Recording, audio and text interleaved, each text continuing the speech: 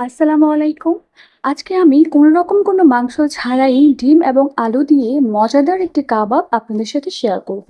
২ টা সিদ্ধ করা আলু এবং ১ টা সিদ্ধ করা ডিম দিয়ে ঘরোয়া মসলায় খুব সহজভাবে এই রেসিপিটি আপনারা তৈরি করতে পারবেন। যারা এই রেসিপিটি এখনো ট্রাই করেননি তারা এই ইফতারে এই রেসিপিটি ট্রাই করে ফেলুন। আশা করি রেসিপিটি আপনাদের কাছে ভালো লাগবে। প্রথমেই একটা মিক্সিং বোলে আমি ২ টা সিদ্ধ করা আলু খুব ভালোভাবে ম্যাশ করে নিয়েছি।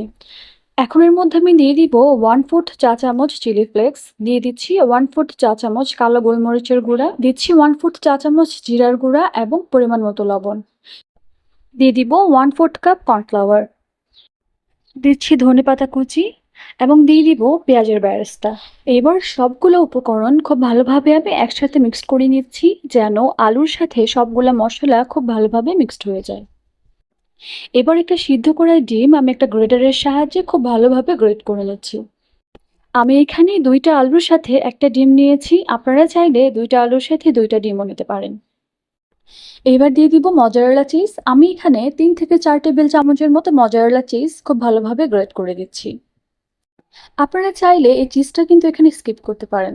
তবে চিজটা দিলে এই কাবাবটা খেতে আরেকটু বেশি টেস্টি লাগবে। সবগুলো উপকরণ আমি একসাথে মিক্সড করে নিয়েছি। এবার আমি নিয়ে নিয়েছি ২ টা শাঁসলিকের কাঠি। কাঠিগুলাকে মাঝখানে রেখে খুব ভালোভাবে আমি এভাবে কাবাবের মতো একটা শেপ করে নিচ্ছি।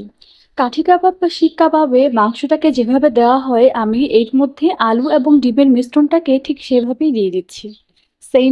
সেম প্রসেসে আমি সবগুলা কাবাব এভাবেই তৈরি করে নেব। এবার আমি একটা স্টিক দিয়ে ময়দার একটা মিশ্রণের সাথে এটাকে ডিপ করে নিচ্ছি। এই মিশ্রণটা আমি 1/2 কাপ ময়দা, 1/2 কাপ পানি এবং 1/2 চা চামচ কালো গোলমরিচের গুঁড়া দিয়ে তৈরি করেছি। এর পরের কোটিংটা করব আমি ব্রেড ক্রাম্বস দিয়ে। আপনারা চাইলে টোস্ট বিস্কিটের গুঁড়া বা পাউরুটির গুঁড়া দিয়েও এই কোটিংটা করতে পারেন। আপনারা চাইলে কিন্তু খুব ভালোভাবে কোটিং করার পরে ডিপ ফ্রিজে কয়েকদিনের জন্য এই কাবাবগুলোকে ফ্রোজেন করে রাখতে পারেন। যখন ইচ্ছে তখন এটা বের করে শুধু ভাজলেই হয়ে যাবে। সবগুলো কাবাব আমি একইভাবে কোটেড করে নিয়েছি। এখন শুধু ভাজার পালা।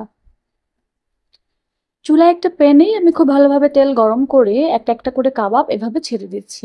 আলু আর ডিম যেহেতু আগে থেকেই সিদ্ধ করা ছিল তাই এটা ভাজতে বেশি সময় লাগবে না। চেষ্টা করেছি রেসিপিটি খুব সহজভাবে আপনাদের সাথে শেয়ার করার। বাসায় এই রেসিপিটি তৈরি করে সবাই মিলে একসাথে ইফতার করতে পারেন। আশা করছি এই রেসিপিটি আপনাদের কাছে ভালো লেগেছে। ভালো লাগলে একটা লাইক, কমেন্ট, শেয়ার দিতে ভুলবেন না। Thanks for watching.